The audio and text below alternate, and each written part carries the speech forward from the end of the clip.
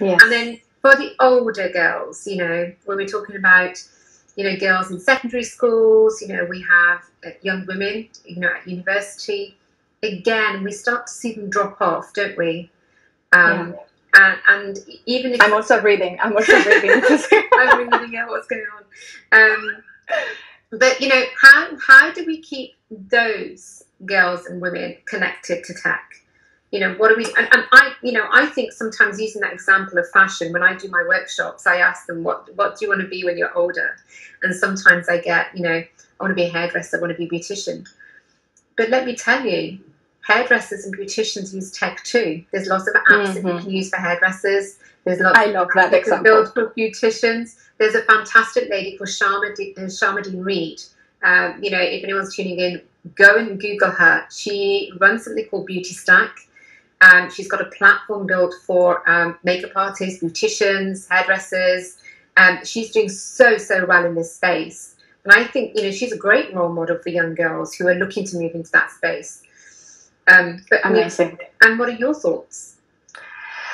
Well, I think if she's already thinking or whether she should or she shouldn't, break into a career in tech, I'd say, okay, so the fact that she's already thinking about it, it means that there's gonna be something in there for her, because it's just a matter of digging in, and then find that right angle for her, because, well, it is not about learning to code, and becoming a programmer anymore, this thing with working in tech, but there are many different roles to play in tech that could match her strengths and the skills that she already has. And I think it's important for them to know this, So let me refer back to an interview that I read the other day with a tech copywriter. And I like this example because it shows how you don't need to love maths, or coding or electronics to actually get a rewarding career, a job in tech, a rewarding job in tech. So her job is about interviewing experts, right? And then doing some research on her own and then create a compelling story for business buyers around what a specific technology can do for their organization and whatnot. And I found this story very inspiring and insightful because here I am, years later, I didn't think about this link. I didn't think that there was such a role in which you said, you know what, I really love tech and I'm going to make it comprehensible. I'm going to do some freelancer because I love writing, and I'm just going to make computers, understandable. And, I thought that was brilliant. I really, and if you looked at her, she also didn't look like a woman in tech, Yeah. And what she's does a woman in tech look like? And she's rocking it, I don't know. I don't know. We need to do some facelift there. But this is the thing. It's like we band it around quite a lot, don't we? Woman in tech. But I think we need to demystify it because a woman in tech doesn't look a certain way. They look like what we see in society. It's very diverse, and you can be anything you want to be. And like you said, that example is really great. If we're talking to young girls about moving into the tech industry, just follow your passion. Be curious and follow your passion, and you will find a way into technology really, really easily.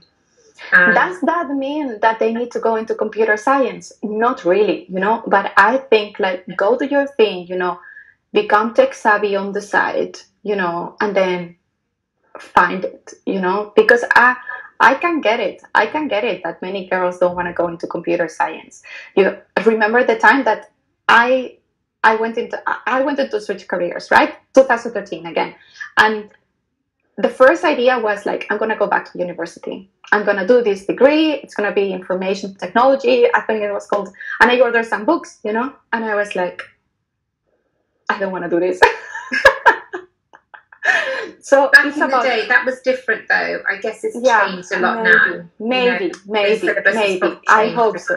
I hope so. But for me, finding online courses, and there are many free trials out there, and finding the right one, the right teacher, again, like what we said, about mentors and teachings and so on. It is also important when you are learning about technology. Yeah, I think definitely. that's also very important. And I would say to any parents out there who are watching tonight, if you want your children to start coding, go and ask the head teacher why you can't run a coding class after school, in an after school club. Do it online. We've got loads of coding clubs that, take place around regions. And in fact, I did that for my son. They didn't have one at their school, and we organised one. And we probably had 28 girls interested in going to a coding class. And I want to say also, if possible, get a woman teaching it.